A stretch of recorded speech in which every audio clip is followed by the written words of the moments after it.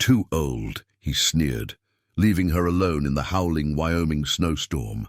Sarah Matthews stood frozen, watching her dreams of love vanish with the rancher's departing wagon.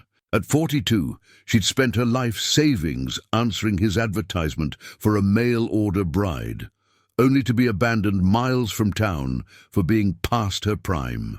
As the bitter cold seeps through her shawl, she stumbles upon a weathered ranch house. Inside, widower Daniel Crawford offers her shelter, seeing not an aging spinster but a woman whose heart matches his own lonely soul. As the winter storm rages outside, something unexpected begins to warm their spirits. But will Sarah's fear of rejection keep her from embracing this second chance at love? Before we jump back in, tell us where you're tuning in from. And if this story touches you, make sure you're subscribed, because tomorrow I've saved something extra special for you. 3 weeks earlier, Sarah Matthews had stood before her Boston boarding house mirror, carefully pinning her chestnut hair into a modest bun. Her fingers, calloused from years of seamstress work, smoothed the wrinkles from her best traveling dress. The worn carpet bag on her bed contained everything she owned. 22 years of mending other people's finery had yielded little in the way of possessions. "You're making a mistake, Sarah," Mrs. O'Malley, her landlady of 15 years, had insisted.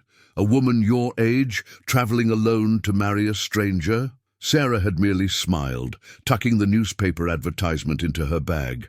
"Better a stranger's chance than no chance at all, Mrs. O'Malley." The train journey west had given her time to dream. Each mile of track carried her further from the whispers that had followed her through Boston's narrow streets. Poor Sarah Matthews, married to her needle and thread. Such a shame, still unmarried at her age.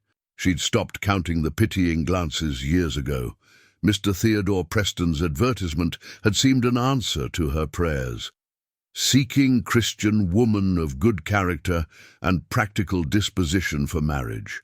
Must be skilled in household management. Ranch life requires sturdy constitution. She'd written immediately, her letter carefully composed to highlight her qualities while delicately addressing her age. His response had been encouraging, even warm. "Experience and maturity valued," he'd written. "Position includes management of household staff." The last of her savings had gone to the train ticket and a new winter coat. Hope, that dangerous companion of the desperate, had kept her warm through the long journey west. Wyoming Territory's vastness had taken her breath away. The endless prairie stretched like an ocean of snow-covered grass, broken only by the occasional ranch house or distant mountain range. Even the air felt different here, cleaner, sharper, full of possibility. Preston's man had met her at the station, a thin fellow with shifty eyes who'd barely spoken 2 words during the bumpy wagon ride to the ranch. Sarah had clutched her carpet bag, rehearsing her introduction to her future husband. The ranch house had impressed her at first. 2 stories of solid construction with a wraparound porch. But something in Preston's expression when he'd first seen her had made her heart sink. His eyes had swept over her like a merchant assessing damaged goods. "You didn't mention your age in your letters," he'd said flatly, ignoring her extended hand. I believed I had, sir. I'm 42. Her voice had wavered only slightly. 42?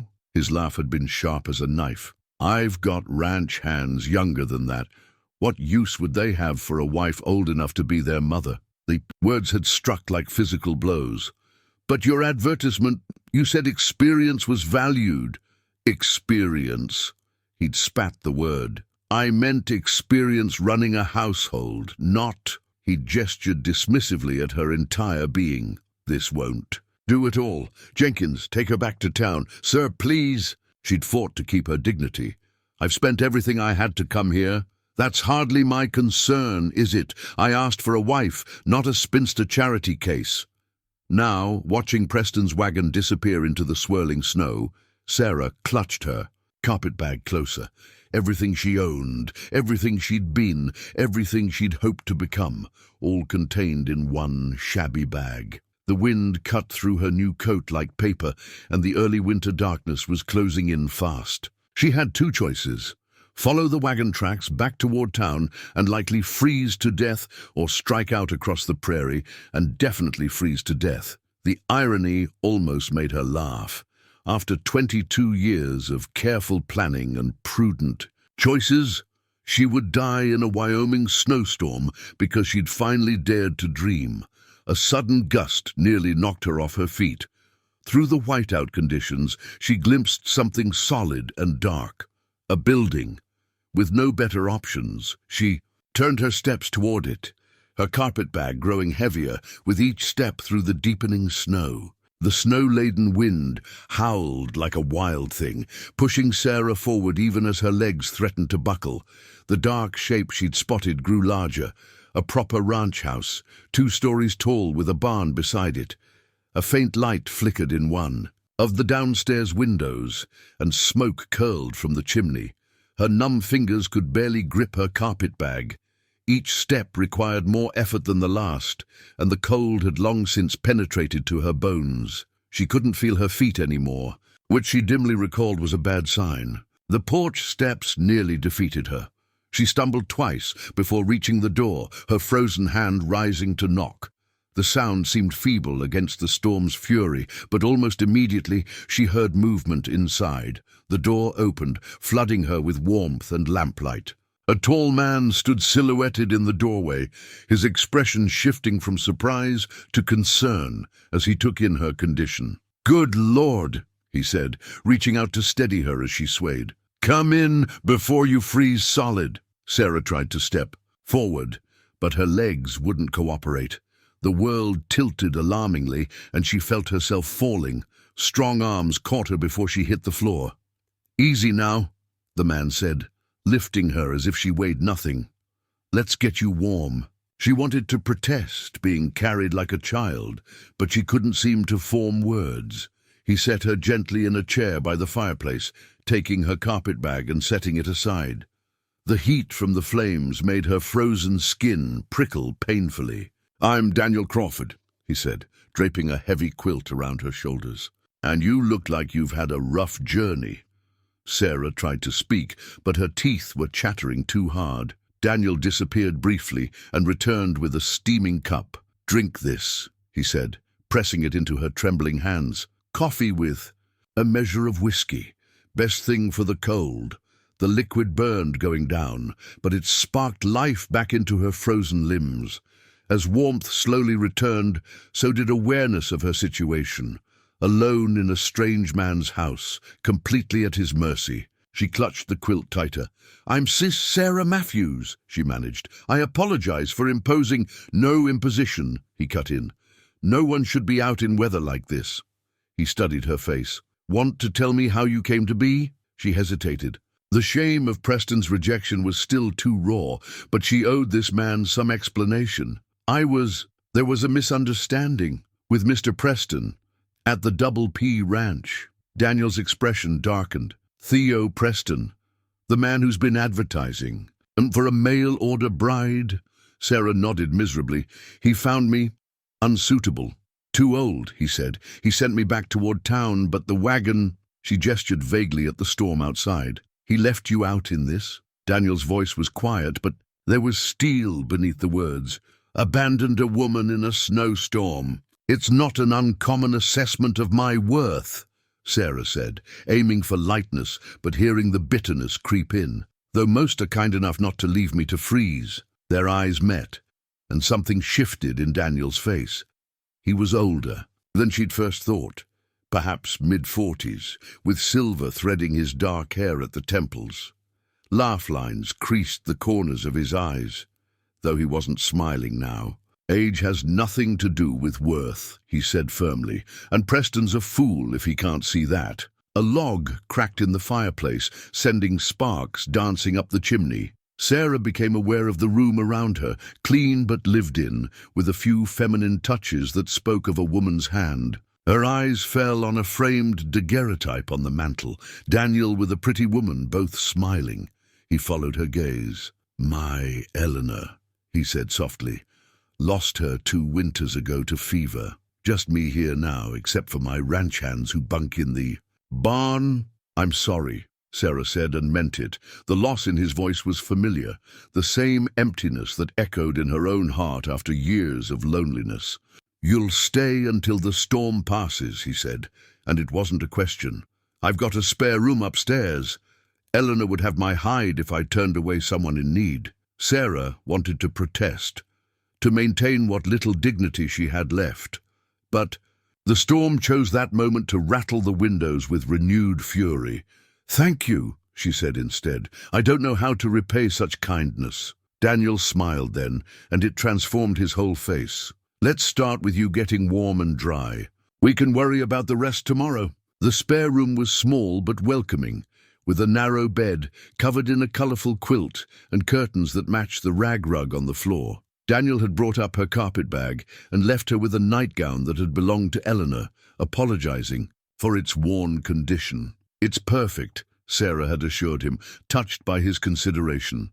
The cotton was soft from many washings, and though it hung a bit loose on her frame, it was warm and clean. Now, lying in the unfamiliar bed, she listened to the storm rage outside and the occasional creak of the house settling. Sleep eluded her despite her exhaustion. Her mind kept returning to the events of the day. Preston's cruel dismissal, the terrifying journey through the snow, and Daniel's unexpected kindness. A floorboard creaked in the hallway. Sarah tensed, but the footsteps moved past her door and down the stairs. After a moment's hesitation, she slipped out of bed, wrapped herself in the quilt, and followed. She found Daniel in the kitchen, stirring. Something on the stove. He looked up at her soft footfall. "Can't sleep?" he asked, reaching for another cup. "Eleanor's remedy for restless nights, warm milk with honey and a pinch of cinnamon." "You must miss her very much," Sarah said, settling into a chair at the kitchen table. Daniel nodded, bringing 2 steaming cups to the table. "Every day. But she wouldn't want me dwelling in shadows." He smiled slightly. "She was always bringing in strays, lost calves, orphaned lambs, people who needed help. Like me?" Sarah meant it to sound light, but vulnerability crept into her voice. "You're not a stray," Daniel said firmly. "You're a woman who was treated poorly by a man who doesn't deserve the title of gentleman." He pushed a worn leather book across the table. "Eleanor's recipe book. She wrote little notes in the margins. Memories, advice. It's like hearing her voice sometimes."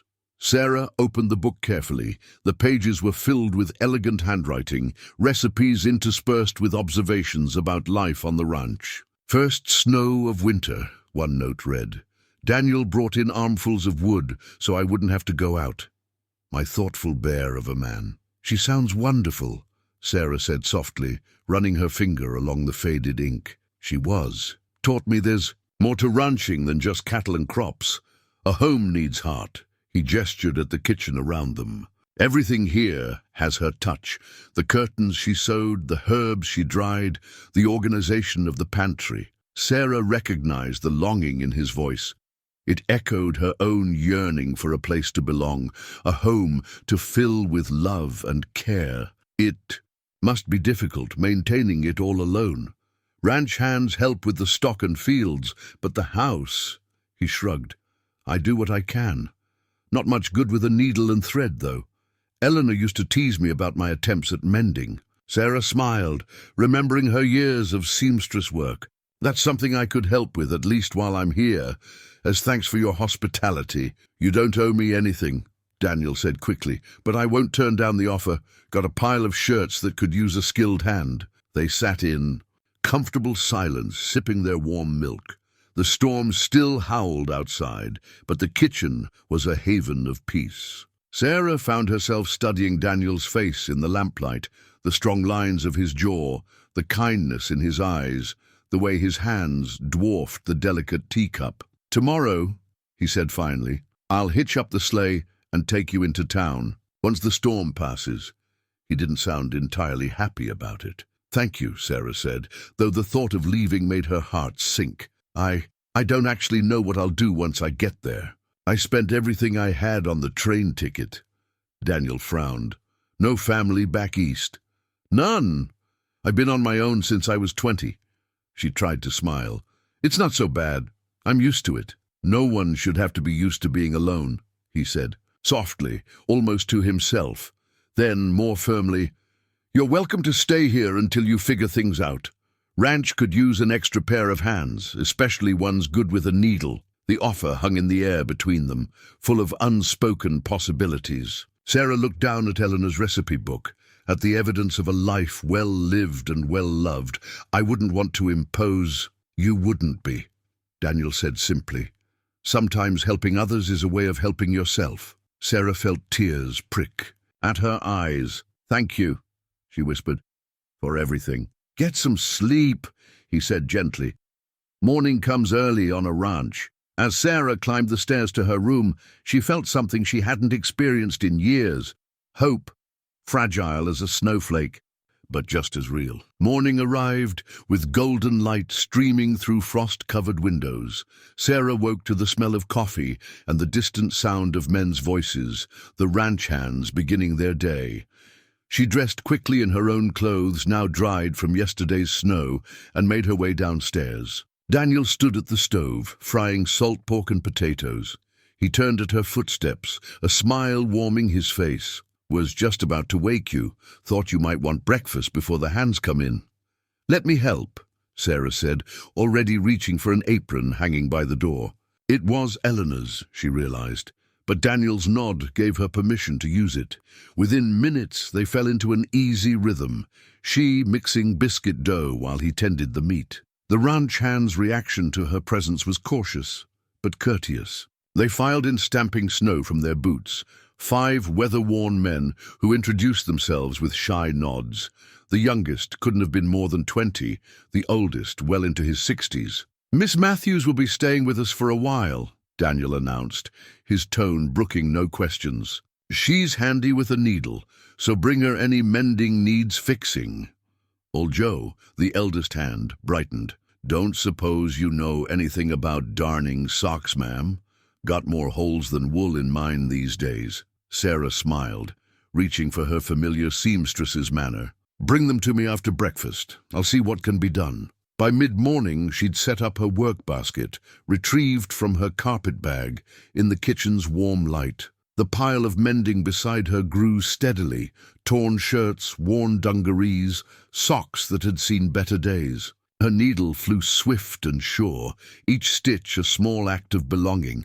Daniel found her there when he came in for coffee. He paused in the doorway, watching her work. "You've got quite a collection started." "Men who work hard deserve whole clothes," she said, holding up a newly mended shirt. "Though I've never seen such creative patches as these. Did you do these yourself?" He laughed, settling into a chair nearby. "Guilty. Eleanor always said my stitching looked like drunk chickens had done the walking." "Well, that's certainly one way to describe it."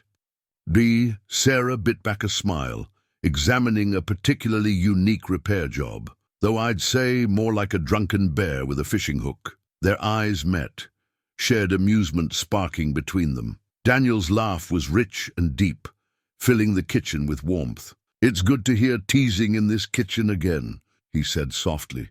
Sarah ducked her head, suddenly conscious of how domestic the scene must appear.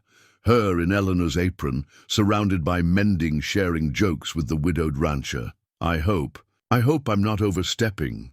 "No," Daniel said firmly. "You're bringing life back to this place. I didn't realize how quiet it had gotten until I heard you humming while you work." She hadn't even noticed she was doing it. An old habit from her seamstress days. "My mother always said idle hands make for a noisy mind. Better to keep both busy with useful work. Wise woman, your mother." "She was. Taught me everything I know about making a home warm and welcoming." Sarah held up another sock with an enormous hole. "Though she never had to deal with anything quite like this. What did old Joe do? Take on a bear?" "Knowing Joe, probably." Daniel rose, refilling both their coffee cups. "He's been with the ranch longer than I have. Came with the place when I bought it 15 years ago." Sarah worked in companionable silence for a moment, then asked, "How did you come to ranching?" "Was a carpenter back east. Came out here to build the railroad, fell in love with the land." He gazed out the window at the snow-covered prairie. "Met Eleanor at a barn raising. She was the local schoolteacher, thought I was the most unmannered creature she'd ever met. But she married you anyway, said she liked a challenge. His smile held both joy and sadness. Taught me there's more to life than just working from sunup to sundown. Sometimes you have to pause and watch the sunset. Sarah understood. She'd spent so many years focused on survival, on proving her worth through endless work, that she'd almost forgotten how to simply be. But here, in this warm kitchen with the winter light spilling across the floor and Daniel's quiet presence nearby, she felt something long frozen in her heart beginning to thaw. A week after the snowstorm, Daniel hitched the sleigh for their first trip into town. Sarah sat beside him, wrapped in a borrowed wool blanket, trying to quell her nervousness. The morning sun turned the snow-covered landscape into a sea of diamonds, but she barely noticed its beauty. "Town's small," Daniel said, guiding the horses along the packed snow trail, "but decent folks mostly. General store, church, few other necessities." "And everyone knows everyone else's business," Sarah added softly. Daniel's hands tightened on the reins. "Preston's likely been talking. Men like him usually do." She straightened her shoulders. "I've weathered worse gossip in Boston." The town emerged from the white expanse, a single main street lined with wooden buildings, smoke curling from chimneys. A few people moved along the board sidewalks, stopping to stare as Daniel's sleigh approached. He helped her down outside the general store, his hand lingering supportively at her elbow. Inside, the store's warmth carried the scent of coffee and leather. Mrs. Henderson, the proprietor's wife, looked up from her counter, her eyes widening. "Daniel Crawford. Haven't seen you in weeks." Her gaze shifted to Sarah, sharp with curiosity. "And who might this be?" "Sarah Matthews," Daniel said simply. "She's staying at the ranch." The silence that followed was heavy with unasked questions. Sarah felt the weight of Mrs. Henderson's assessment, taking in her plain dress, her age, her presence beside the widowed rancher. "Staying at the ranch." Mrs. Henderson's voice carried perfectly to the two other customers browsing the shelves. "How interesting. And how long will you be visiting our little town, Miss Matthews?" Before Sarah could respond, Daniel stepped forward. "Long as she likes. Ranch hasn't run this smooth since Eleanor passed." His quiet declaration silenced the whispers before they could begin. Sarah busied herself examining a display of fabric, but her heart warmed at his defense. A bell chimed as the door opened, admitting Reverend Clark with his armful of church bulletins. His weathered face brightened at the sight of Daniel. "Brother Crawford, we've missed you at services." He turned to Sarah with genuine warmth. "And who do we have here?" "Sarah Matthews, Reverend," she said, relieved at his kind expression. "I'm helping at the Crawford Ranch." "Wonderful. We're always grateful for new additions to our congregation." He pressed a bulletin into her hands. "We're planning a social next week. Perfect chance to meet everyone properly." Mrs. Henderson's interest sharpened. "Oh yes, you must come. Everyone will be so eager to meet you." Sarah recognized the predatory gleam in the woman's eye. She'd seen it often enough in Boston, that hunger for fresh gossip. But Daniel's steady presence beside her gave her courage. "Thank you. We'd be delighted," she said firmly, including Daniel in her acceptance. His surprised smile was worth any discomfort the social might bring. They completed their shopping under Mrs. Henderson's watchful eye. Outside, loading supplies into the sleigh, Daniel spoke softly. "You don't have to attend the social. Town gatherings can be like swimming with sharks." Sarah adjusted her borrowed shawl. "I won't hide, Daniel. That only gives them more reason to talk." He helped her into the sleigh, then stood looking up at her. "You're a brave woman, Sarah Matthews." "Not brave, just tired of letting others decide my worth." She met his eyes. "Will you really come to the social?" "Wouldn't miss it." He climbed up beside her, gathering the reins. "Been too long since I shocked this town anyway." They rode home in comfortable silence, the winter sun warming their faces. Sarah thought about the coming social, about the judgment and whispers she'd face. But somehow, with Daniel beside her, it didn't seem so daunting. Let them talk. she decided. She'd spent too many years worrying about others' opinions. Here, on this ranch with its kind-hearted owner and his quiet strength, she'd finally found something worth standing up for. The ranch's ledger lay open on the kitchen table, its neat columns of figures illuminated by morning light. Sarah ran her finger down the page, absorbing the rhythm of ranch life translated into numbers, feed costs, cattle sales, wages for the hands. Daniel sat beside her, close enough that she could feel the warmth of his arm against hers. "Eleanor kept the books," he explained, turning a page. "I can figure sums well enough, but she had a gift for organizing it all." Sarah nodded, recognizing the careful handwriting from the recipe book. "I did the accounts for my seamstress shop. It's not so different, tracking what comes in and what goes out." "You owned your own business?" There was respect in his voice. "For a few years. It wasn't much, but it was mine." She smiled at the memory. "Had to close when the new department store opened. Couldn't compete with their prices." Daniel watched her face.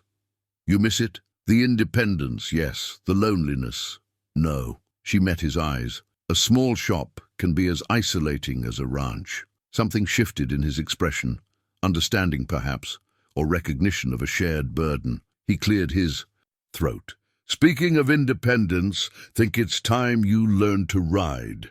The lesson took place in the corral behind the barn, where the snow had been trampled to safe footing.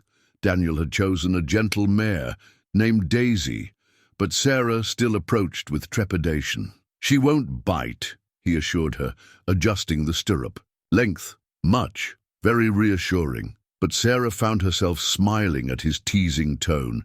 He'd been doing that more lately, letting his humor show through the quiet reserve. His hands were warm and steady as he helped her mount, explaining the basics of seat and posture. She tried not to focus on how natural it felt to have his support, to trust in his strength. "Back straight," he instructed, leading Daisy in a slow circle. "But relaxed. Horse can feel if you're tense." Easier said than done. Sarah gripped the saddle horn, feeling anything but relaxed. "You're doing fine. Now let's try something new." He released the lead rope. "Just walk her around the corral. She knows what to do." Sarah gathered the reins, as he'd shown her, took a deep breath, and squeezed gently with her legs. Daisy moved forward obligingly. The motion was strange at first, but as they made their way around the corral, Sarah began to find the rhythm. "There you go," Daniel called. "Natural as breathing." She laughed, surprised by the joy bubbling up inside her. "I wouldn't go that far, but it's not as terrifying as I imagined." They worked until the winter sun hung low on the horizon, casting long shadows across the snow. By then, Sarah could walk, stop, and turn with reasonable confidence. Her muscles ached, but pride warmed her chest. "Not bad for a city seamstress," Daniel said, helping her dismount. His hands lingered at her waist a moment longer than necessary, and Sarah felt her breath catch. "I had a good teacher." Their eyes met, held. In the golden light, she could see flecks of amber in his brown eyes, notice the way smile lines crinkled at their corners. The spell broke when old Joe's voice carried from the barn, calling for Daniel's help with a colicky horse. They stepped apart, the moment passing like a snowflake melting on warm skin. That evening, making entries in the ranch ledger, Sarah's hand was steady, but her mind wandered. She'd come west, seeking marriage, security, a place to belong. Instead, she'd found something unexpected, the possibility of more than just security, more than just belonging. Daniel came in from his evening check of the stock, bringing a swirl of cold air with him. He moved to the stove, pouring them both coffee with the easy familiarity that had grown between them. "Thought we might work with Daisy again tomorrow," he said, settling into his usual chair. "If you're not too sore." "I'd like that." Sarah added cream to his coffee the way he preferred, the small gesture as natural as breathing. "I want to learn everything about ranch life. To be useful here." "You're already useful." His voice was quiet, sincere. "More than useful. You're—" He trailed off, but his eyes said what his words didn't. Sarah felt warmth spread through her chest, like sunlight breaking through clouds. They sat together in comfortable silence, watching darkness gather outside the windows, each lost in thoughts of what tomorrow might bring. The scent of pine filled the ranch house as Daniel and old Joe wrestled the Christmas tree through the door. Sarah stood back, directing their efforts, trying not to laugh at their grunting and muttered comments about women and their perfect. "Engels, a little to the left," she called. "No, your other left, Joe." "Ma'am," old Joe wheezed, "there's only one left, and this here tree's about to have it." Finally, they got the tree settled in the corner of the parlor, its fresh scent mixing with the cinnamon and ginger from Sarah's morning baking. She'd found Eleanor's old ornament box in the attic, carefully wrapped treasures that hadn't seen light in 2 years. Daniel touched one of the paper angels gently. "Eleanor made these our first Christmas here. Said every tree needs angels to watch over it." Sarah unwrapped another ornament, a small wooden horse clearly hand-carved. "Did you make this?" "For our 5th Christmas." His voice was soft with memory. "She'd been teaching me to carve. Wasn't very good at it, but she hung it front and center anyway." Without thinking, Sarah reached for his hand, squeezing it gently. "Then that's where it belongs this year, too." He looked down at their joined hands, then at her face. Something flickered in his eyes, wonder, perhaps, or hope. Sarah felt her heart speed up, but she didn't pull away. The moment broke when young Billy, the newest ranch hand, burst through the door with an armload of greenery. "Found some holly down by the creek, Miss Matthews. Bit scraggly, but—" He stopped, noting their clasped hands. "Oh, sorry, I'll just—" "No, come in, Billy." Sarah released Daniel's hand, turning to the young man with a warm smile.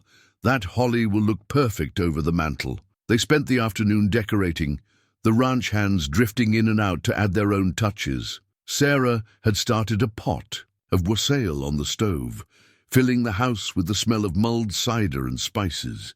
She'd found the recipe in Eleanor's book, noted as Daniel's favorite on cold days. As the short winter day drew to a close, the hands retreated to the bunkhouse, leaving Sarah and Daniel alone with the glowing tree. She was putting final touches on a handmade ornament, a star crafted from scraps of Eleanor's old lace, preserved in the sewing basket. "It's beautiful," Daniel said, watching her work. "You have a gift for making something precious from cast-offs." "Everything has value," she replied, hanging the star carefully. "Sometimes it just needs someone to see it." "Like Preston failed to see yours?"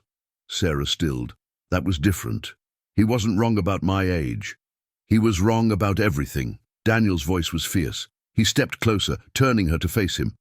"Age is just numbers. It's experience that matters, character that counts. You're worth 10 of those young girls he was looking for." She looked up at him, seeing the conviction in his face. "Daniel, you know what I see when I look at you, Sarah." His hand came up to cup her cheek.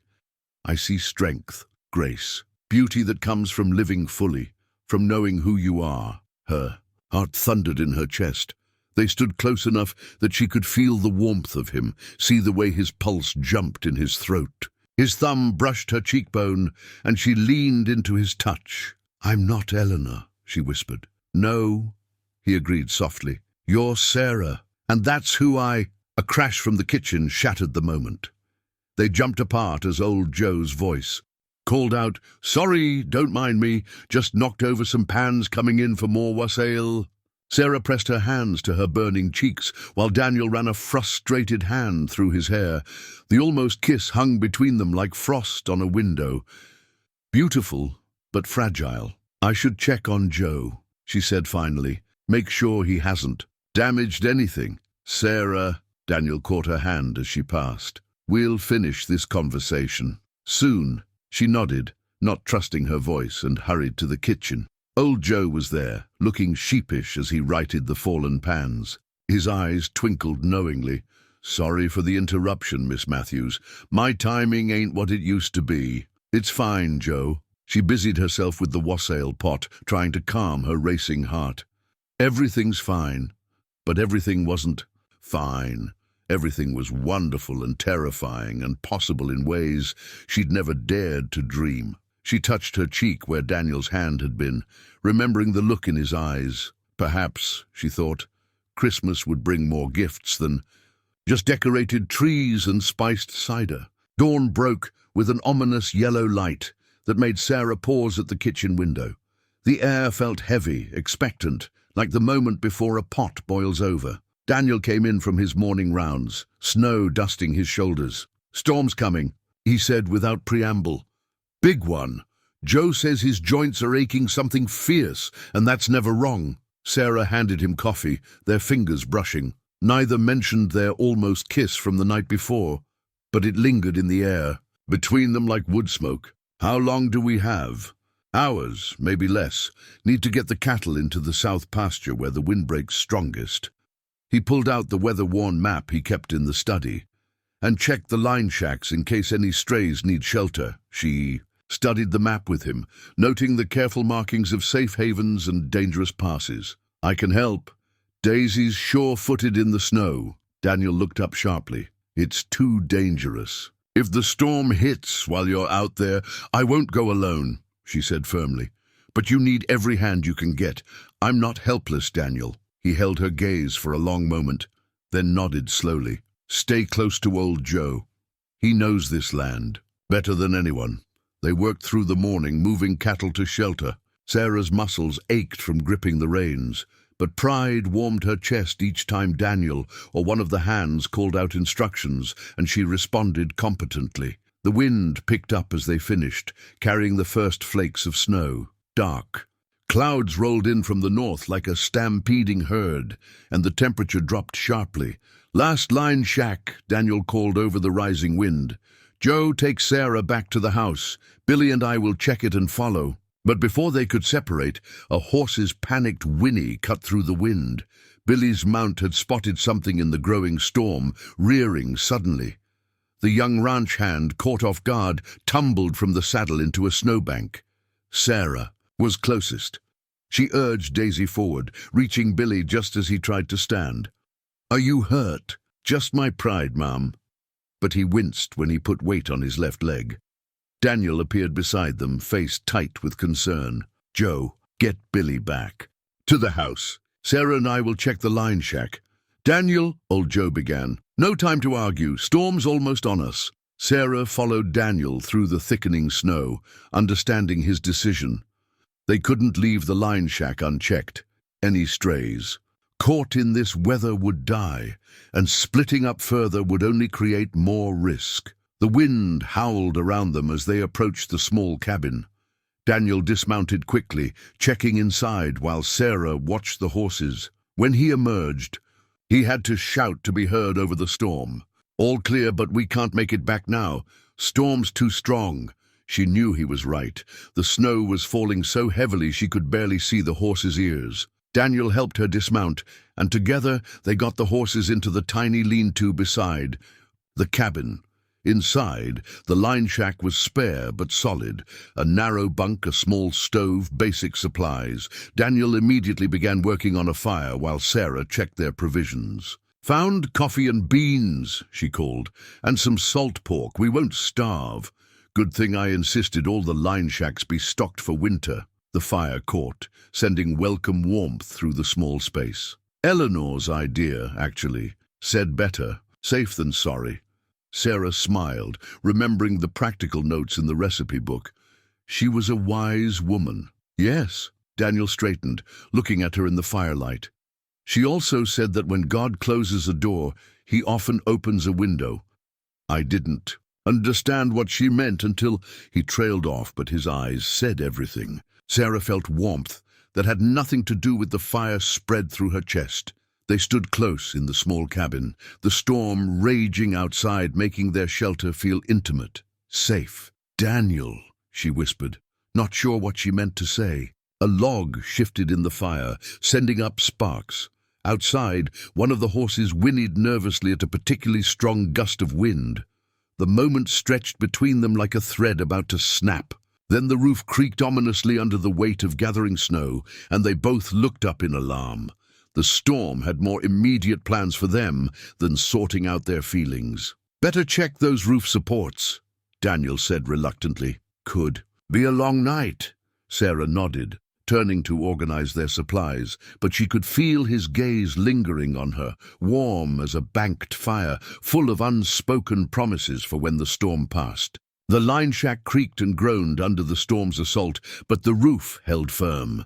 Sarah stirred the beans simmering on the small stove, while Daniel returned from checking the horses, bringing a blast of cold air with him. "They're settled," he said, hanging his snow-crusted coat by the door. "Found an old violin case while I was out there. Didn't know that was still here." Sarah looked up with interest as he carefully opened the battered case. Inside, nestled in faded velvet, lay a violin that had clearly been well loved. "You play?" "Used to. Eleanor taught me." He lifted the instrument, checking its strings. "She said music makes a house, a home. We'd play together in the evenings, she on her piano, me trying not to sound like a dying cat." To Sarah's surprise, when he tucked the violin under his chin, the notes that emerged were sweet and true. The melody was something old and familiar, a folk tune that spoke of home and hearth. "That's beautiful," she said softly when he finished.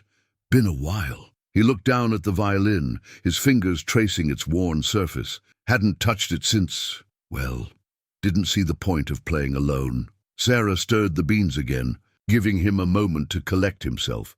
"My mother played spoons," she offered, smiling at the memory. "Said any kitchen tool could make music if you had the right spirit." Daniel chuckled. "Sounds like quite a woman." "She was. Taught me that. Being alone doesn't have to mean being lonely. That there's dignity in making your own way." She glanced at him, but I think maybe she was wrong about that last part. "How so?" "There's dignity in accepting help too, in letting someone else share your path." She took a deep breath. "I spent so many years proving I didn't need anyone that I almost forgot how to want them." The violin creaked softly as Daniel set it aside. When she dared to look at him, his eyes were intense in the firelight. "And now I'm learning that being strong doesn't mean being solitary. That maybe," she hesitated, "maybe there's more strength in reaching out than in standing alone." He moved closer, close enough that she could feel the cold still clinging to his clothes. "Sarah!" A log shifted in the fire, sending up sparks. The beans began to bubble over, and Sarah quickly moved the pot aside. When she turned back, Daniel had retrieved 2 tin cups and a battered coffee pot. They ate their simple meal in comfortable silence, the storms howling a counterpoint to the fire's crackle. Sarah found herself studying Daniel's hands as he ate, strong, capable hands that could gentle a horse or draw music from strings. "What are you thinking?" he asked, catching her gaze. "That life takes strange turns." She smiled slightly. "A month ago, I thought my dreams of happiness were buried in a snowdrift. Now I'm starting to think that some dreams don't die. They just need time to grow into something different, something better." Daniel set his empty cup aside. "Like a winter wheat field. Looks dead under the snow, but it's just waiting for the right season to bloom." "Exactly." She gathered their dishes, needing something to do with her hands. "When Preston rejected me, it felt like the end of everything. But if he hadn't, you wouldn't be here." Daniel's voice was soft. "Sometimes the worst moments lead us to the best places." He stood, taking the dishes from her hands and setting them aside. They stood close in the small space, the fire casting dancing shadows on the walls. Outside, the storm raged, but in here was warmth, safety, and something more precious, possibility. "Play something else?" Sarah asked, not ready for the moment to break. Daniel picked up the violin again, and this time the tune was gentler, a love song that spoke of patient hearts and faithful waiting. Sarah closed her eyes, letting the music wash over her. When she opened them, Daniel was watching her, the violin forgotten in his hands. "I'm not good at pretty words," he said quietly, "but when I play this song I think of you." Sarah's heart thundered in her chest. They were standing closer now, though she couldn't remember either of them moving. The violin was the only barrier between them, and Daniel carefully set it aside. A particularly strong gust rattled the windows, making them both jump. The spell broken, Sarah stepped back, her cheeks warm. We should probably get some rest. Long day tomorrow. Right. Daniel cleared his throat.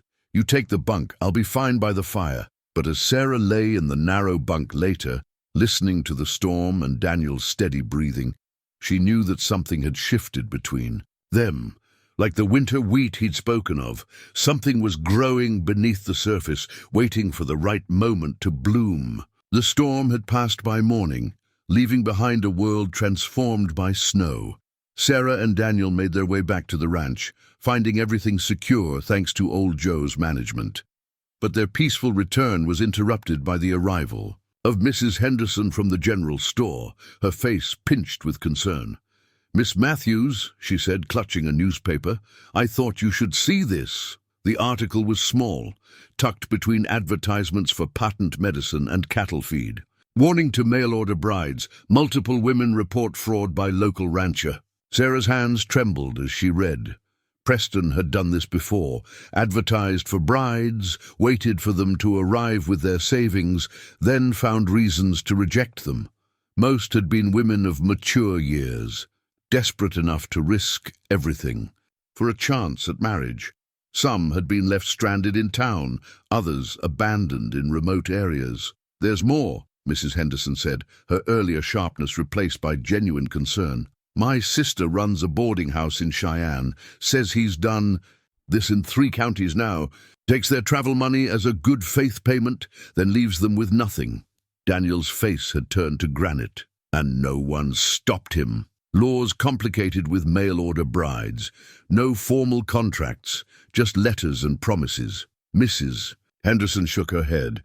"Most women are too ashamed to press charges, or too busy trying to survive to seek justice." Sarah sank into a kitchen chair, the newspaper crumpling in her grip. "I almost gave him my savings. He asked for it, said it would show I was serious about the position. If the storm hadn't delayed my arrival until after the bank closed, you'd have been one more victim." Daniel's voice was quiet with suppressed anger. He knelt beside her chair. "Sarah, look at me." She raised her eyes to his, seeing not pity, but fierce pride. "You survived. You're stronger than his schemes." "Am I?" The question burst from her before she could stop it. "I was desperate enough to risk everything on a stranger's promise, to believe that someone would want—" She broke off, old insecurities rising like floodwater. "Want you?" Daniel finished gently. "The way I do?" The kitchen went silent. Even Mrs. Henderson seemed to hold her breath. "Daniel, don't." Sarah stood, needing space to think. "What you feel. It could be just gratitude. For my help with the ranch, for filling an empty house." "Stop!" He rose too, following her to the window. "You think I don't know my own heart? I was married to a good woman for 12 years. I know the difference between gratitude and love." The word hung in the air between them.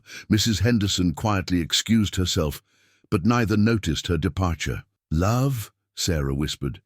"Yes, love." Daniel ran a frustrated hand through his hair. "I've been trying to find the right way to tell you, trying not to rush you, knowing what Preston did, but seeing you doubt yourself, doubt what's growing between us. I'm scared," she admitted. "Not of you, of hoping too much, of building dreams on a foundation that might not hold. Then let me shore up that foundation." He took her hands in his. "I love your strength, Sarah, your dignity, the way you face each day with grace and purpose, the way you've brought life back to this ranch, back to me." Tears spilled down her cheeks. "I'm not young anymore. Can't give you children. I don't want a young bride or more children. I want a partner, someone to share sunsets with, to laugh with, to face life's storms beside." His thumbs brushed away her tears. "I want you, Sarah Matthews, exactly as you are." She looked up into his earnest face, seeing the truth there. All her life, she'd thought love would diminish with age, like a flower fading in autumn. But this felt like spring, like something new and strong and full of promise. "The town will talk," she said, but her objections were weakening. "Let them. We've earned our happiness." His hands cupped her face. "The only question is, can you trust in that happiness, in us?" Sarah thought of Preston's cruel rejection, of all the women he'd hurt. But she also thought of Daniel's quiet strength, his gentle heart, the way he looked at her like she was precious beyond price. "Yes," she whispered. "Yes, I can." This time, when he bent to kiss her, there were no interruptions. The first crocus pushed through melting snow beside the kitchen door, its purple petals brave against the lingering winter. Sarah discovered it one morning while collecting eggs and carefully pressed it between the pages of Eleanor's Bible, marking the spot with a ribbon. Spring came to the ranch like a shy filly, tentative at first, then bursting with energy. The days grew longer, the air softer, and Sarah found herself humming as she went about her tasks. The ranch hands noticed the change in her, exchanging knowing looks when Daniel's hand lingered on her shoulder or when they caught the two sharing private smiles. "Reckon we'll be hearing wedding bells come summer," old Joe remarked one morning, accepting a fresh cup of coffee. Sarah blushed, but didn't deny it. Since their first kiss, she and Daniel had been moving steadily toward something permanent, something real. The town's reaction had surprised her. Instead of scandal, there was mostly approval, even joy. "About time Daniel found happiness again," Reverend Clark had said after Sunday services. "The Lord works in mysterious ways, bringing you to us through such unlikely circumstances." Now, watching Daniel mend a fence in the spring sunshine, Sarah touched the small key in her apron pocket. She'd received it yesterday, the key to her old shop in Boston, sent by the new owners who'd finally bought the property. They'd found some of her old things in the attic and wanted to know what to do with them. "Penny for your thoughts." Daniel's voice startled her from her reverie. He'd finished the fence and come up to the porch, his shirt sleeves rolled up, showing strong forearms tanned by the spring sun. "I got a letter from Boston." She showed him the key. "My old shop. There are some things there. They want to know if I'll claim them or let them sell them. Do you want to go back? Collect your belongings?" Sarah looked out over the ranch, the greening pastures, the sturdy barn, the garden she'd started planning for summer. Her garden now, her home, her future. "No," she said softly. "Everything I need is here. Everything I want." Daniel's eyes crinkled with pleasure. He took her hand, pressing something into it, a small, fresh-picked wildflower. "Found this by the fence. First one of spring." Sarah held the delicate bloom, remembering the crocus she'd pressed in the Bible. Life finds a way to bloom, doesn't it? Even after the hardest winter. Speaking of blooming, Daniel shifted, suddenly looking nervous. "I've been wanting to ask you something." Her heart skipped. "Yes? The ranch needs a proper mistress. The house needs a woman's touch. Your touch, a permanent like." He took a deep breath. "And I need a wife, a partner, someone to share everything with, good times and bad." Sarah's eyes filled with tears as he dropped to one knee, still holding her hand. "I'm not offering you a position like Preston did. I'm offering you my heart, my home, my life." He pulled a ring from his pocket, a simple gold band that caught the spring sunlight. "Will you marry me, Sarah Matthews?" She looked at the ring, then at this good man kneeling before her. 6 months ago she'd thought her dreams of love were as dead as winter. Now here was spring, and with it a love more real than any she'd imagined. "Yes," she whispered, then louder, "Yes!" The ring slid onto her finger as if it had always belonged there. Daniel pulled her close, kissing her with a tenderness that made her heart ache. From the direction of the barn came a whoop of joy. The ranch hands had been watching. Old Joe's voice carried across the yard. "About time, boss." Sarah laughed against Daniel's chest, feeling his answering chuckle. This was what she'd been looking for all along. Not just a marriage, but a family, a home, a place where love didn't care about age or circumstances, where happiness could bloom as naturally as wildflowers after winter. She took the old shop key from her pocket and pressed it into Daniel's hand. "Would you help me write a letter? Tell them to sell everything. I won't need reminders of my old life anymore." "You sure?" Sarah looked up at him, at the love shining in his eyes, and smiled. "Completely sure. My future is here." The beginning of May brought warm winds and the promise of summer. Sarah stood on the porch, pinning sheets to the line, when she saw the dust cloud approaching from town. As it drew closer, she recognized Preston's wagon, her heart turning to ice despite the spring warmth. Daniel was in the south pasture with the hands too far to call. Sarah straightened her spine, determined to face whatever came. She wouldn't be that frightened woman in the snow again. Preston pulled up to the hitching post, looking exactly as she remembered. Expensive coat, calculating eyes. But this time she saw him clearly, saw the meanness in his mouth, the cold ambition in his gaze. Mrs. Matthews. He tipped his hat with mock courtesy. Or should I say, my mail-order bride. I'm not your anything, Mr. Preston. Her voice was steady. State your business and leave. He pulled out a folded document, satisfaction gleaming in his eyes. This contract says otherwise. Signed by you, agreeing to come west as my bride. Legally binding. Sarah's hands clenched in her apron. That contract was voided when you abandoned me in a snowstorm. Was it? His smile turned cruel. No witnesses to that unfortunate misunderstanding, but we do have your signature agreeing to marry me. Why, leaving a contract unfulfilled, that's serious business, could be seen as fraud. The only fraud here is you. Old Joe's voice cut through the tension. He'd emerged from the barn, rifle casual but ready in his hands. Miss Sarah ain't the first bride you've tried this with. Preston's smile barely faltered. Hearsay. Besides, I'm willing to be generous. Come back to the Double P, Mrs. Matthews. We'll forget this unfortunate detour. She's not going anywhere. Daniel's voice rang across the yard. He'd returned during their conversation, and now he strode toward them, fury evident in every line of his body. Mr. Crawford.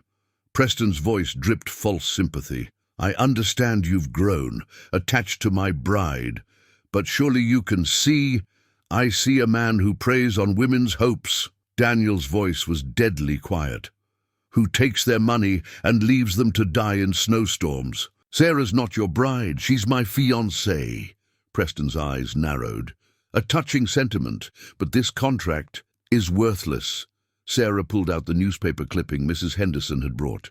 Just like the other contracts you've used to swindle women across 3 counties. How many, Mr. Preston? How many lives have you tried to ruin? Color drained from Preston's face as he saw the article, but he rallied quickly. Lies and slander.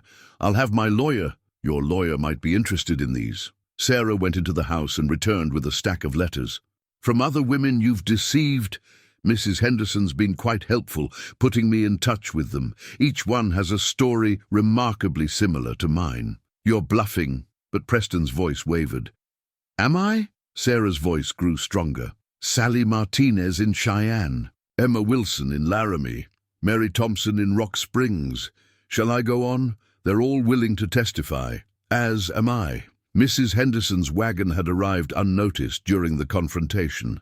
She climbed down, several prominent townspeople with her, including Reverend Clark.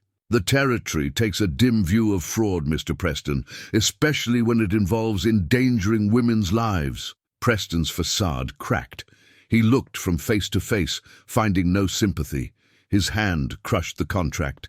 This isn't over. Yes, it is. Daniel stepped forward.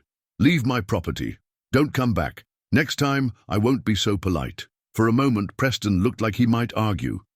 Then old Joe chambered around in his rifle, and the fight went out of him. He climbed back into his wagon, attempting to salvage his dignity. You're making a mistake, he called to Sarah, throwing your lot in with a widowed rancher and his failing spread. Sarah slipped her hand into Daniel's. The only mistake I made was answering your advertisement, but it led me here, so perhaps it wasn't a mistake after all. They watched Preston's wagon disappear in a cloud of dust. The townspeople gathered around, offering support and congratulations. That was well handled, Reverend Clark said approvingly, though I suspect we haven't seen the last of him. No, Sarah agreed, but we'll face whatever comes together.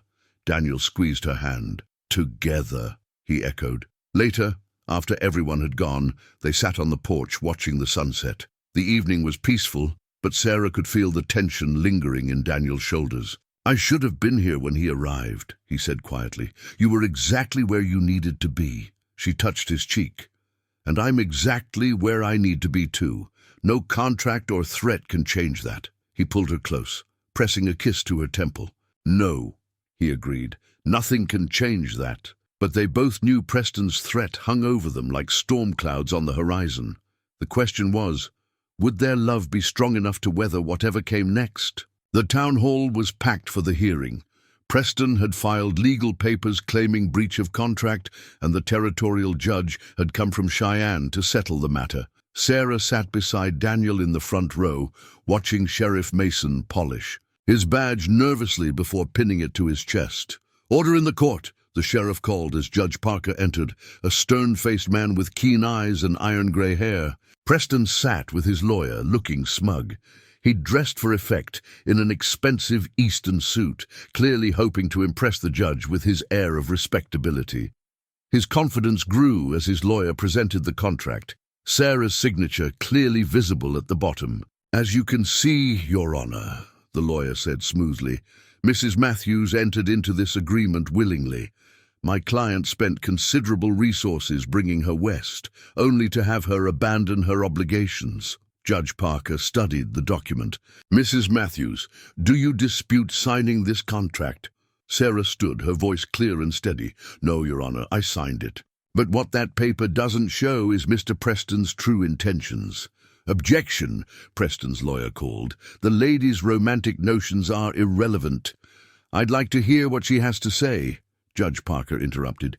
"Continue, Mrs. Matthews." Sarah pulled out the newspaper clipping.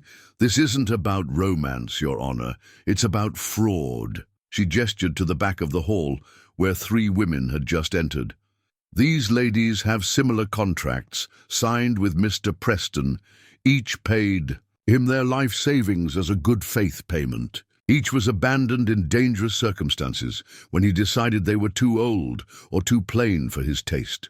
A murmur ran through the crowd. Preston's face darkened as Sally Martinez, Emma Wilson, and Mary Thompson walked forward. Each carried their own contract, identical to Sarah's. "Your Honor," Sally said, her Spanish accent thick with emotion, "he left me at the stage station with nothing, if not for the kindness of strangers. 40 miles from town in my case," Emma added. "Middle of summer, no water." "These are lies," Preston protested, but his voice lacked conviction. Mary Thompson stepped forward, her grey hair neat under her bonnet. "I ran a millinery shop in St. Louis, sold everything to come west. Mr. Preston took one look at my grey hair and said, 'No man would want me.' Left me in rawhide buttes with wolves howling." Judge Parker's expression grew thunderous. "Sheriff, how many similar complaints have you received?" 7 verified cases, Your Honor, across 3 counties, but most women were too ashamed to come forward, or too dead to testify," Daniel added quietly, his hand finding Sarah's. "If I hadn't found her that night," the judge turned to Preston. "You've been running quite an operation, sir, using these contracts to lure women west, taking their money, then abandoning them when they're most vulnerable." "You can't prove," Preston began. "Actually," Mrs. Henderson interrupted, "I can." She handed the judge a ledger. "My sister's boarding house records shows the pattern clear as day. Every month or so, a new bride arrives.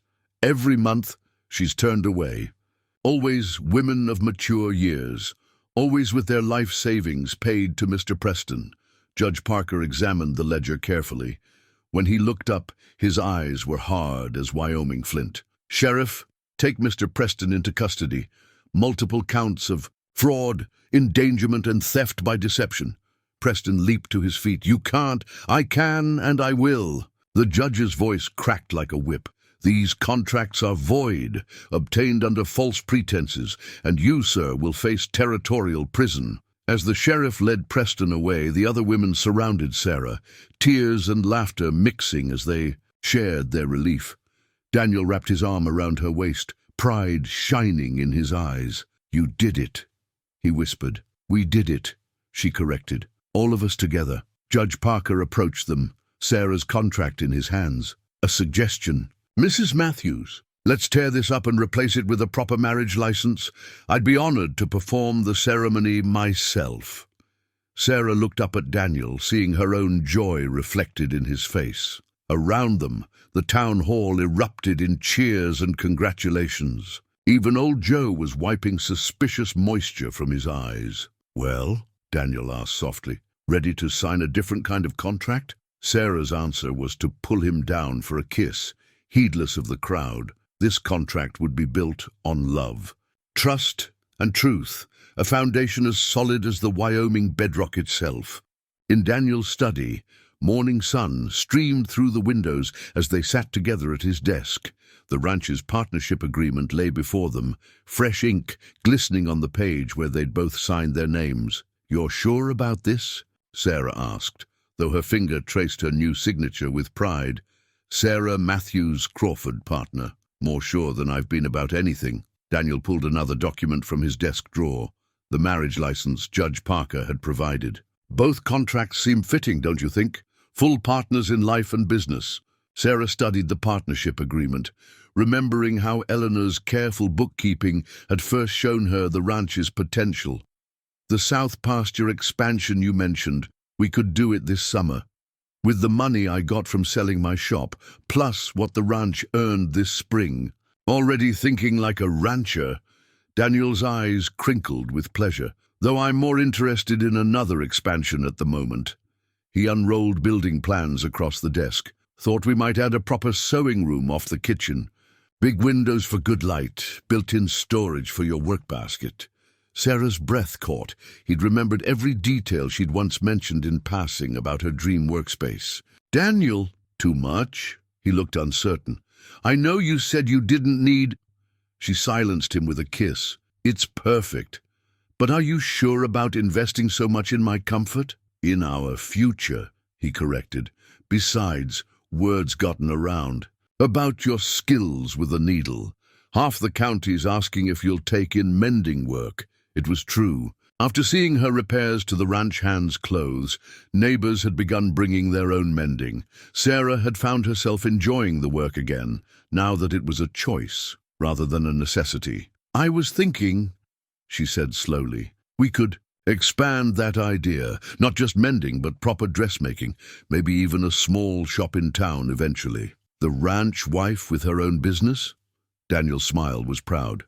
"I like it. Shows everyone what I already know. You're not just a mail order bride. You're a woman of substance." Sarah touched the partnership agreement again. "Speaking of substance, old Joe showed me that stretch of grazing land past the creek.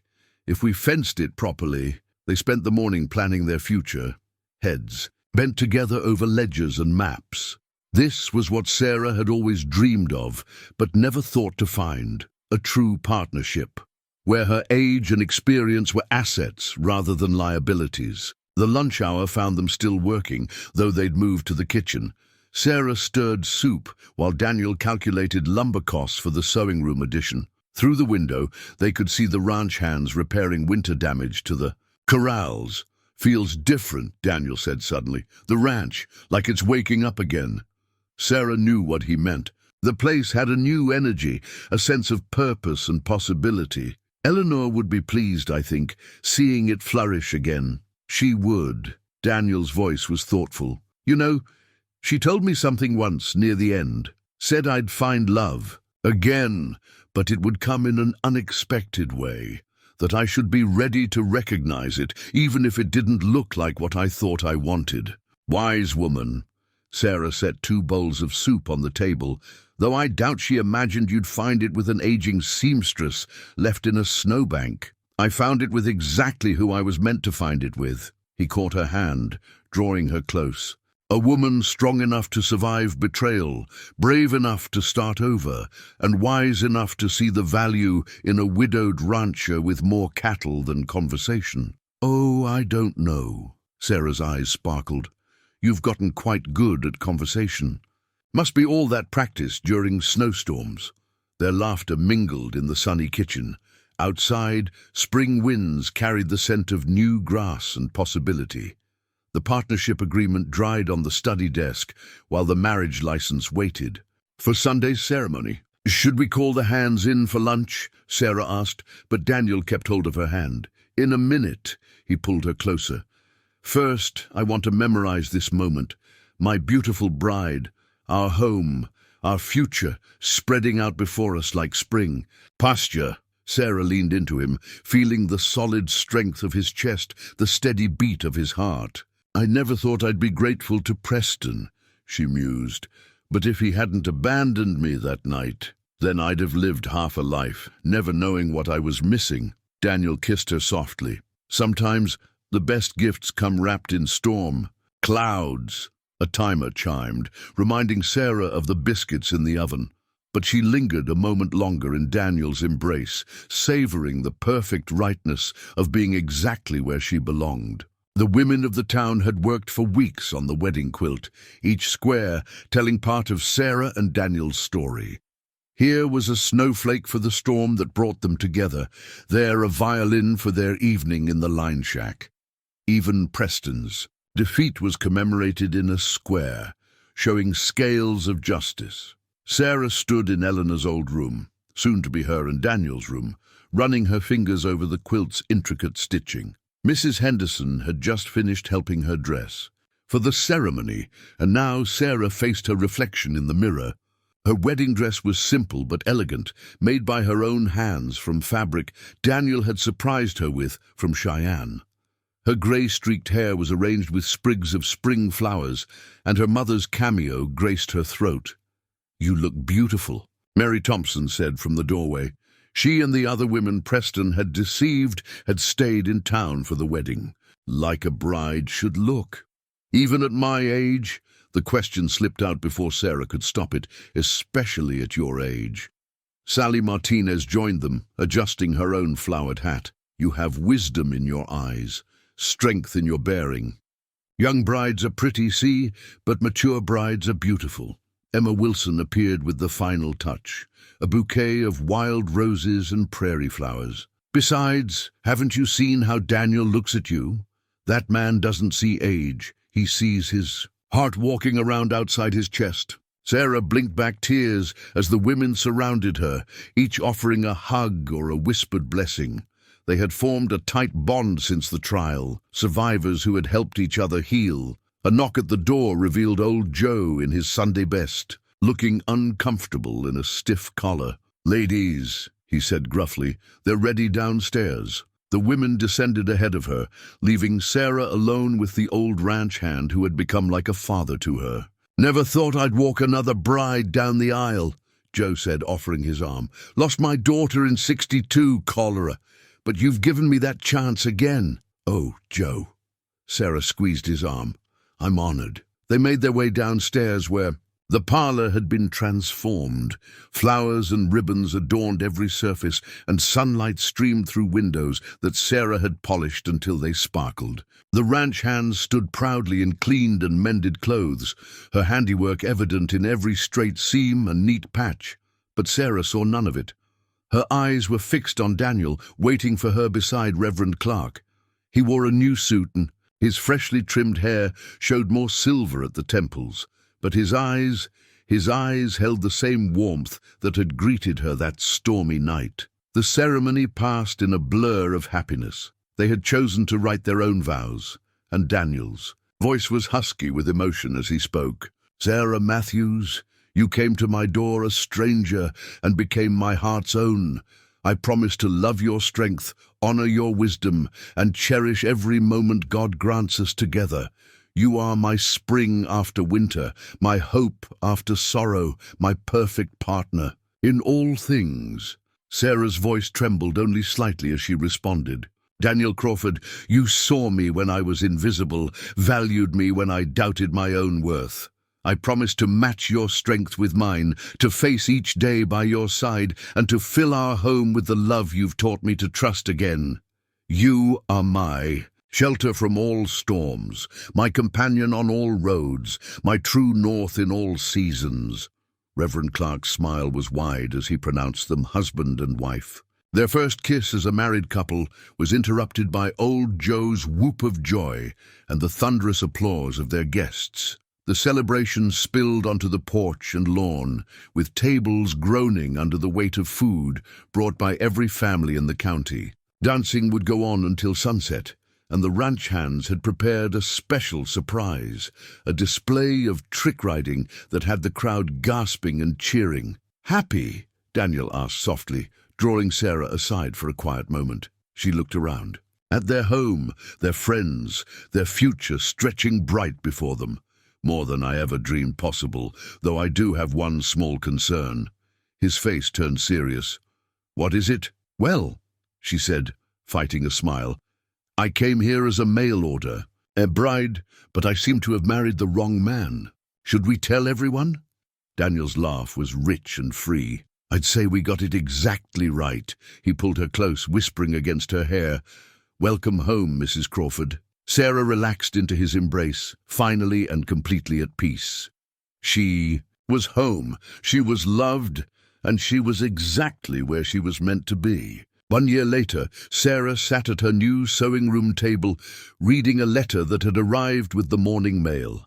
Sunlight poured through the big windows Daniel had built exactly as she'd dreamed, illuminating the neat shelves of fabric and the busy work basket that served half the county's mending needs. "Another one?" Daniel asked, bringing her fresh coffee. He'd developed a habit of sharing morning coffee with her while she worked, just as they shared evening music in the parlor. "Yes." Sarah handed him the letter. "She sounds so much like I was. Margaret Williams, age 45, widow from Cincinnati. Says she saw our advertisement and wants to know if the offer is real." They had placed the advertisement together, carefully worded to reach women like Sarah had been, not mail-order brides, but mature women seeking a fresh start in Wyoming territory. The ranch was prospering enough now to need more help, and Sarah had insisted they word it to specifically welcome older applicants. "Your letter changed everything," they had written. "Age brings wisdom, experience, and strength of character. Qualities valued at the Crawford Ranch. Position includes possibility of partnership for the right candidate." "What do you think?" Daniel asked, reading Margaret's careful handwriting. "I think she's scared but determined, like I was." Sarah picked up her own letter to Margaret, already half-written. "I've told her about Preston's trial, so she knows to be wary of schemes, and about how the territory welcomes women with business sense. Told her about old Joe's cousin Thomas, too, I bet." Daniel's eyes twinkled. Sarah smiled. Thomas Crawford had arrived from Kentucky 3 months ago to help with the expanded ranch operations. Like his cousin Daniel, he was a widower with a gentle heart and appreciation for mature companionship. "I merely mentioned that our foreman's cousin has joined us," she said innocently, "and that he's expressed interest in meeting a woman who values substance over youth. Matchmaking already?" Daniel pulled her up from her chair for a kiss. "Married life has made you bold, Mrs. Crawford." "Life with you has made me bold," she corrected. "Bold enough to help other women find what we have." They were interrupted by a commotion outside. Sarah looked out to see old Joe helping a woman down from the stage that connected their ranch to town. Her dress was travel-worn but dignified, her silver-streaked hair neat under her bonnet. "Margaret!" Sarah hurried to the door. "We weren't expecting you for another week. I took an earlier train." Margaret Williams looked around nervously. "I hope it's not an imposition. After your letters, I couldn't wait to see if this place was real." "It's real." Sarah took the woman's hands in hers. "And you're most welcome here." As if on cue, Thomas Crawford rode in from the south pasture. He dismounted smoothly, despite being a few years older than Daniel, and tipped his hat to Margaret. "Ma'am," he said, his Kentucky accent warm and courtly, "welcome to Crawford Ranch." Sarah watched with satisfaction as Margaret straightened unconsciously, smoothing her skirts. Thomas, in turn, seemed to stand taller, his usual shyness forgotten, as he offered to show their guest to the house. Daniel's arm slipped around Sarah's waist as they watched the pair walk ahead. "You planned this, didn't you? Getting her here. Early making sure Thomas would be riding in? I merely suggested to old Joe that the south pasture needed checking this morning." Sarah leaned back against him. "Everything else is up to them. Like everything was up to us." His voice was tender. "Sometimes I still can't believe how lucky that snowstorm made me." Sarah turned in his arms. "Not luck, faith. You had faith in love being more than youth and beauty. Faith in me when I couldn't have faith in myself." Around them, the ranch hummed with life. The new sewing room addition gleamed with fresh paint. The expanded corrals held twice the cattle they had a year ago, and the garden Sarah had planted bloomed with summer flowers. Everything spoke of growth, of dreams realized, of love made manifest. "Think they'll find what we found?" Daniel nodded toward Thomas, who was showing Margaret the garden with unusual animation. "I think," Sarah said softly, "that love finds its own way in its own time. We just have to be brave enough to open the door when it knocks." They stood together in the summer sunshine, watching new possibilities unfold. Sarah touched her wedding ring, thinking of the long journey from that snowy night to this warm morning. She had arrived seeking any port in a storm, only to find her true home, her true love, her true self. "I love you," she said simply. Daniel's kiss was as warm as the Wyoming sun, and "I love you, my not-so-mail-order bride." Snow fell softly outside the ranch house windows, but this time Sarah watched it with contentment rather than fear. 1 year had transformed everything: the ranch, the community, and most of all, herself. Inside the warm parlor, she sat with Daniel on the piano bench, her head on his shoulder as he played the violin. Eleanor's old instrument sang sweetly in his hands, accompanying Margaret at the piano. They had discovered the instrument in Cincinnati when they'd traveled there to help Margaret settle her affairs, and Daniel had insisted on bringing it back to the ranch. Thomas sat nearby, watching Margaret play with undisguised admiration. Their wedding was planned for spring, after a proper courtship that had delighted the entire county. Sarah smiled, remembering her own journey from mail-order bride to beloved wife. The family portrait above the mantel caught her eye. Taken just last week, it showed the entire ranch family. Daniel and Sarah in the center, Thomas and Margaret. To one side, old Joe and the ranch hands arranged around them. Even Mrs. Henderson had insisted on being included, saying she'd earned her place in the family through that long-ago warning about Preston. "Penny, for your thoughts?" Daniel asked softly, setting aside the violin. "Just thinking about that night in the snow. If you hadn't opened your door to a stranger, best decision I ever made." He kissed her temple. "Though I'd say we've both opened doors for others since then." It was true. The Crawford Ranch had become known as a place where second chances flourished. 3 of their ranch hands were men who'd lost their own farms, now working toward partnership shares. Sarah's sewing business had grown to include teaching young girls the trade, ensuring they'd always have a way to support themselves. The sound of sleigh bells announced more visitors. Soon, the parlor was full of friends bringing dishes for the holiday celebration. Mary Thompson with her famous apple pies, Sally Martinez teaching everyone Spanish carols, Emma Wilson showing off her new engagement ring from the shopkeeper in Laramie. "Remember our first Christmas here?" Daniel murmured. "When old Joe interrupted our first kiss?" Sarah laughed. "He still claims it was an accident. Best accident that ever happened. To me was a snowstorm bringing you to my door." Their guests were familiar enough with their love story to tease them about it. The town's children begged to hear it again, how the mean rancher had left Miss Sarah in the snow, and how Mr. Crawford had saved her, and how love was stronger than any storm. "Tell us about the violin in the line shack," young Billy's daughter, who called out. "No, tell about the trial," another child insisted. But Sarah's eyes were drawn to the window where fresh snow was filling the tracks of Preston's wagon from that long-ago day. His scheme had failed, but his cruelty had led her to true happiness. Last they'd heard, he was serving his sentence in territorial prison, his days of deceiving hopeful brides finally over. Daniel followed her gaze. "No regrets? Only that I didn't know to look for you sooner." She touched his silver-streaked hair. "But then we needed our winters to appreciate this spring." Their guests began singing carols, Margaret's piano providing accompaniment. Daniel retrieved his violin, and Sarah watched his strong hands position it with practiced ease. These hands had opened a door on a stormy night, had helped her mount her first horse, had held hers through every triumph and challenge since. The ranch house glowed with warmth and love, everything she'd dreamed of finding when she'd first read Preston's advertisement.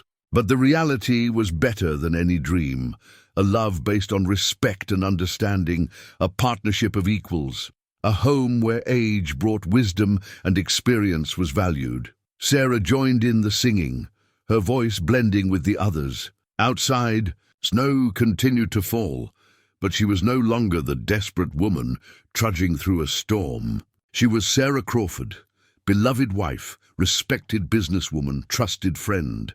She had found her true home, not through a mail-order contract, but through the mystery of love that saw past age to the heart beneath. Daniel's eyes met hers over.